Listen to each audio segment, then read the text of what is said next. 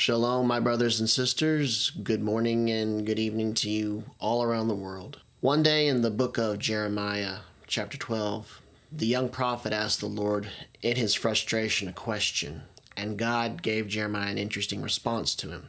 Jeremiah told God that he knew his heart, he sees him, but why are the wicked blessed as well? Because they don't know him or honor him. God, in his sense of humor, answers Jeremiah saying that if you had raced men on foot and they had tired you out, then how could you run with the horses? If you fall down when it is peace time, then how will you do when the lions come and attack? Think about the whole context of what was going on in the land of Judah. The Babylonians were coming. The land was basically going to be pillaged and plundered. There was going to be nothing left in Judah. And Jeremiah asked the Lord, how long must the land be in distress? How long are we going to take it? How long are we going to take the wickedness of the people living here? Jeremiah is saying to the Lord, why are you letting the wicked prosper? Why are those who are dealing with deceit live in ease and are thriving? God said to him, Babylon is my sword. You may not like them. You may not think they honor me. But they are my instrument to bring justice to you for all the years that you have treated me as a harlot treating her husband. They were not faithful to God. They didn't want to be faithful to God. They wanted to have their way and God too. Jeremiah said, you know me. You know my devotion. You know my heart. You know I serve and honor you. Jeremiah then pleads with God, asking him to drag them out and judge them and save this land and purify it. Sounds like many people in this nation today. So in the Christian communities today, we see all sorts of hypocrisy. But then we will have our brothers and sisters say to us, don't judge me. Look at the speck in your eye before you take the log out of mine. Yes. We always need to pray and examine ourselves, and we need to make sure that our hearts are clean and right before YEHOVAH, before we can say to our brothers and sisters, hey, you need to stop doing this. You see, we don't want to be hypocritical either, right? In Jeremiah, his heart, though, he wasn't being hypocritical. He said, you know my heart. You see what I am. I serve and honor you.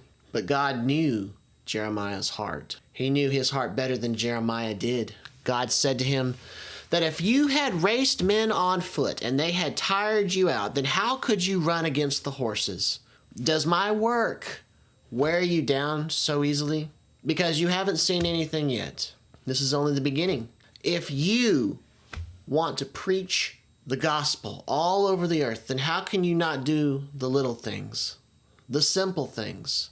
You see, we're called to be holy, just as he is holy. But if it wears you out to be Christ-like, and if it just tires you to do the simple things that Jesus said, then how could you do the great big things for him?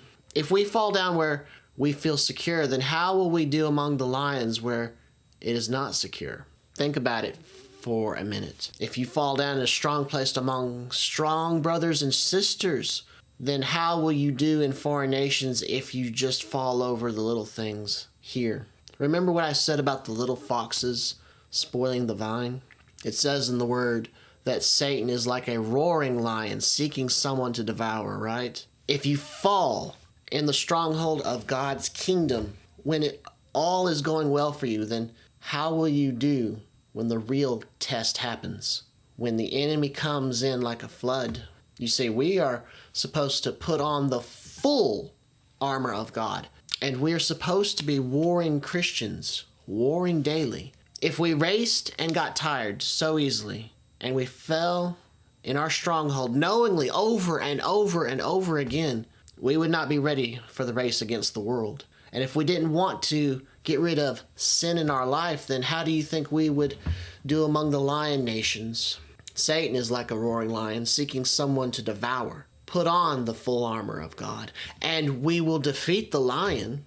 If you want to do mighty things for the Lord, by all means, yes. But you need to prepare yourself. You need to put on the armor.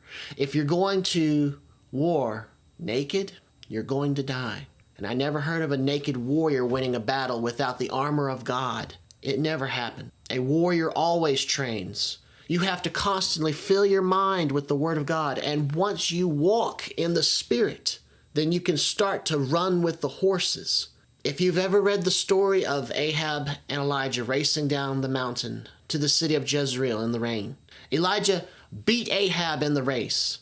Even though Ahab was on a chariot, the prophet Elijah beat the horses, and you can too. God bless you, my brothers and sisters.